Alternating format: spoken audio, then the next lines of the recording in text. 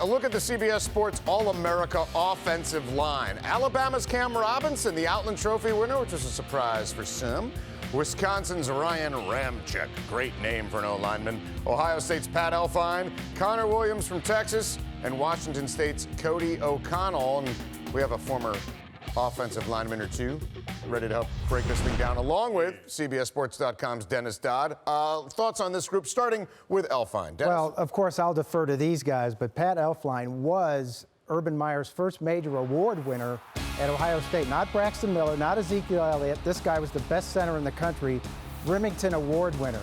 In the year after Ezekiel Elliott, Ohio State actually ran for more yards, averaged more yards, and was better at running the ball. They did have some protection problems, 33 pressures against Penn State, a lot of sacks against Michigan, but Pat Elflein held together a line of offense that had only 3 returning starters. How about that? All right, Randy, Connor Williams to you. Well, anytime you look at a football team and you start seeing the kind of rushing yards that Texas had and Deontay Foreman, you've got to say, man, there's got to be some serious blocking going on in front of him. Williams is a 6'3", 285 pounds, moves well, very nice at the point of attack.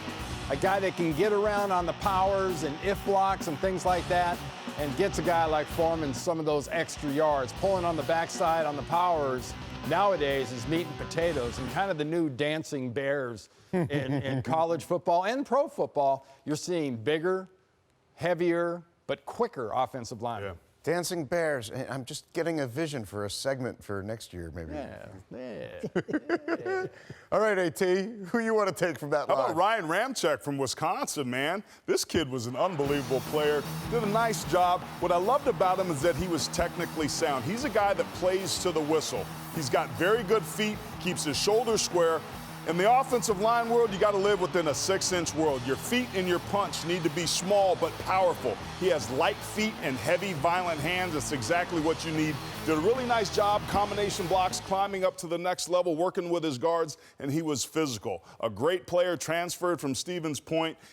Early on in the season, he was really somebody that jumped out that you could tell was going to have a good year. All right, big move up for him there. We're going to talk the team aspect with Aaron in just a moment. But first, Dennis, Cam Robinson, we were talking before here about him being a bit of a surprise as an Outland Trophy winner, but he's starting on our O-line. Halfway through the season, Cam Robinson wasn't even the best offensive lineman on his team. That would have gone to Bradley Bozeman, the center, or Jonah Williams, the right tackle.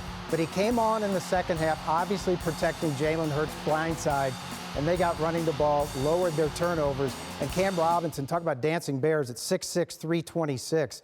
You can trace Ole Miss's upset 2 years ago of Alabama from the time he went out. Ole Miss won that game.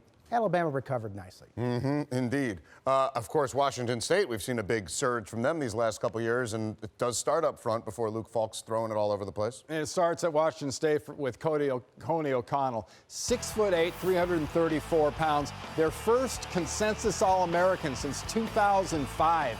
And this guy moves well. In today's world, where you're in 2-point stances, that means your hand's not on the ground. You're 6'8", that's a distinct disadvantage. You better learn how to bend your knees a little bit at that size.